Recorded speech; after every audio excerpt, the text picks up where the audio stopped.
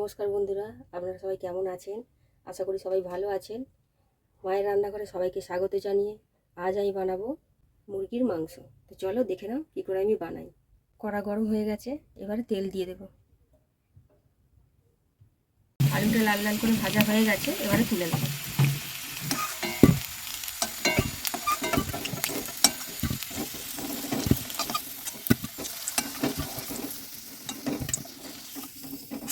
কড়াই তেল দিয়ে দিয়েছি, এবার পেঁয়াজগুলো দিয়ে দেবো।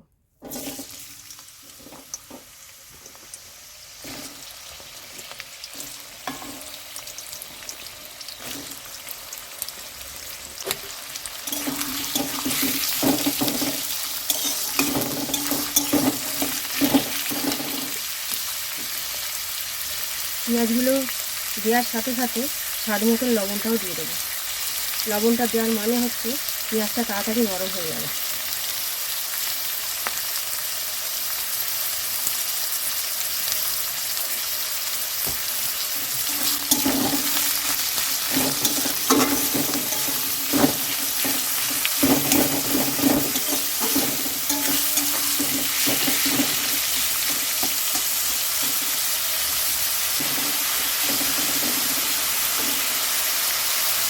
পেঁয়াজটা আমরা লাল লাল করে ভেজে নেব।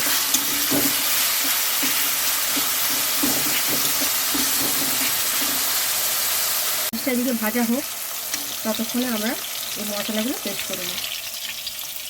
আদা, রসুন, টমেটো এটা মিক্সারে পেস্ট বানিয়ে নেব। পেঁয়াজ লাল লাল করে ভাজা হয়ে গেছে, এবার এতে দিয়ে দেবো আমি হলুদ।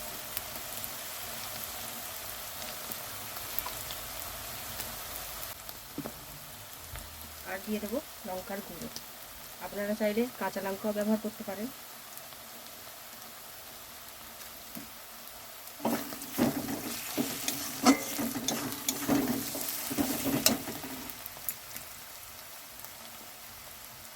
আদা, রসুন, টমেটোর যে পেস্টটা বানিয়েছিলাম সেটা দিয়ে দেবো।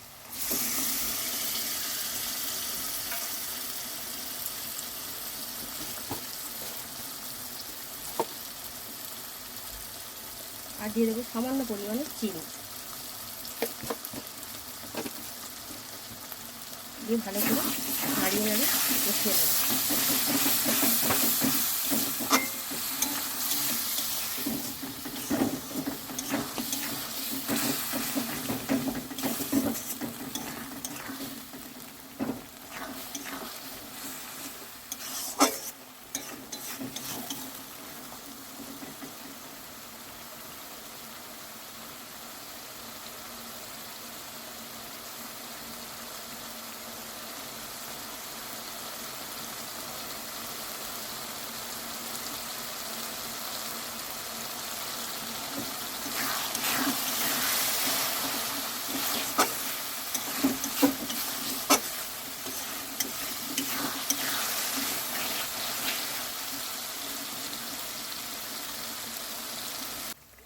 তো বন্ধুরা, তোমরা দেখতেই পাচ্ছ মশলা থেকে তেল ছেড়ে দিয়েছে, তার মানে মশলাটা ঠিকঠাক কষানো হয়ে গেছে।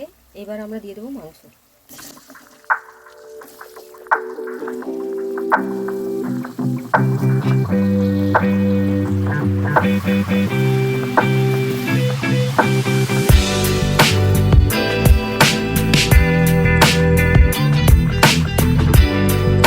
মাংসটা এইভাবে আমরা কষতে থাকবো খানিকক্ষণ, বেশ খানিকক্ষণ।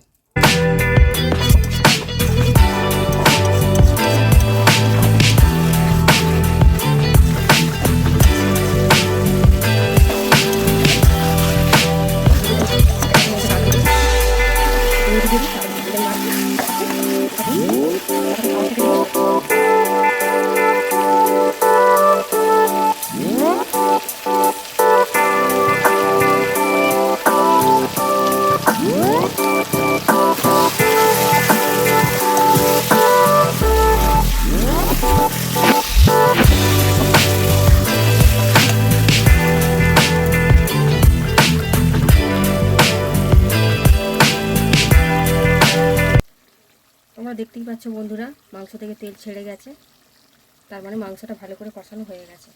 এবার আমি দিয়ে দেবো এর মধ্যে সানরাইসের মিট মশলা।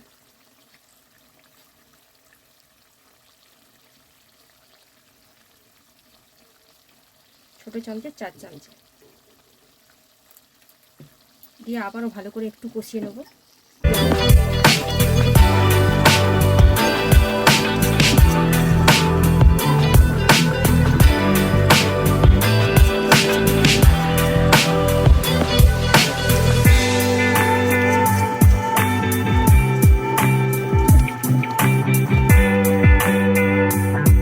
এবার দিয়ে দেবো পরিমাণ মতন জল। একদম শুকনো করবো না, একদম ঝোলও করবো না, ওই জন্য অল্প পরিমাণে জল দিলাম।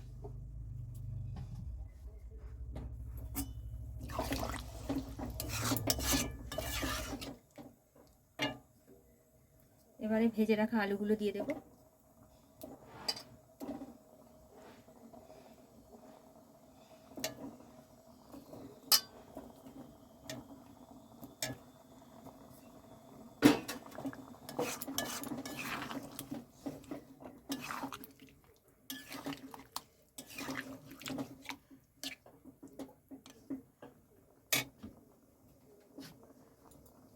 এবারে ধিমি আছে এটাকে 20 থেকে 25 মিনিট ফুটিয়ে নেব।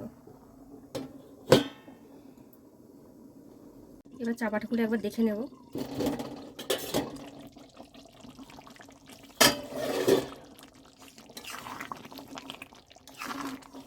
তোমরা কিন্তু 20-25 মিনিট যে চাপা দিতে বলেছি একবারে চাপা দিয়ে রাখবে না, মাঝে মাঝে খুলে দেখে নেবে যে মাংসটা তো নিচে বসে না যায়।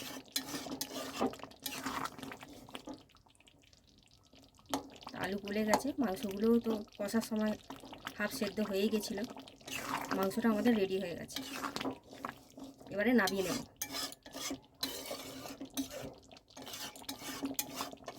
মাংসটা আমাদের হয়ে গেছে। তো বন্ধুরা এইভাবে বাড়িতে একবার বানিয়ে খেয়ে দেখো, খুবই ভালো লাগবে। ফিরে আসছি আর এক নতুন ভিডিও নিয়ে। নমস্কার।